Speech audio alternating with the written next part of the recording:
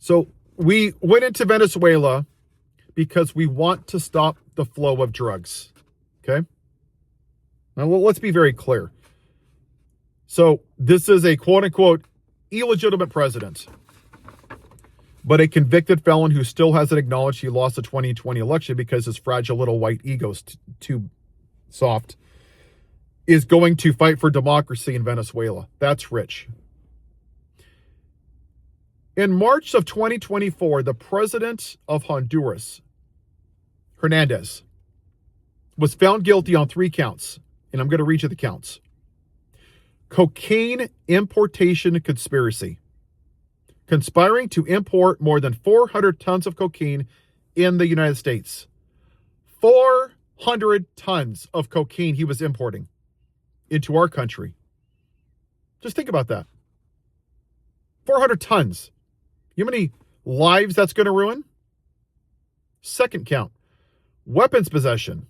Using and carrying machine guns and destructive devices to advance the trafficking conspiracy. Well, that seems really safe. The party of law and order. Weapons conspiracy. Conspiring to use and carry those same weapons. That seems really good. In June of 24, he was sentenced to 45 years in prison. December 1st of last year, the rapist pedophile pardoned him,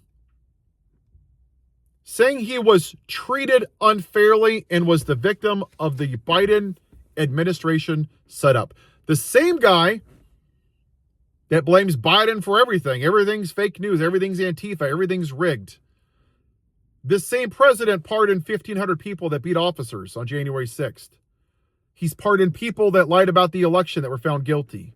He's pardoned a white cop that sold badges illegally to people for hundreds of thousands of dollars so they could pretend to be sheriffs and do horrible things with them. He pardoned that idiot congressman up in New York who was guilty for no reason.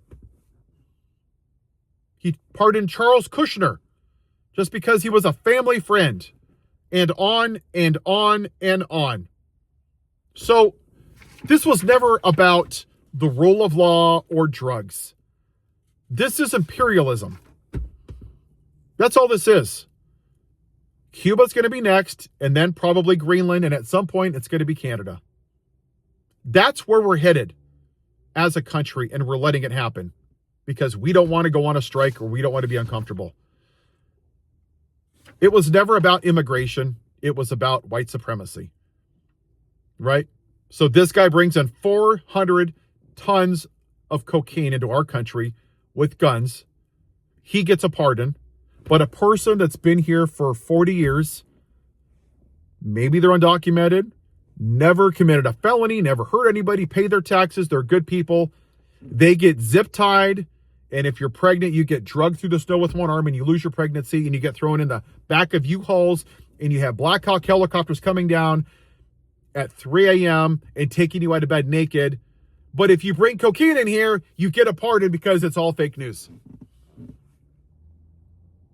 This is how dictators work. They side with other dictators that make the money and that have power. That's all this is, people. It's not complicated. It's who we are as a country.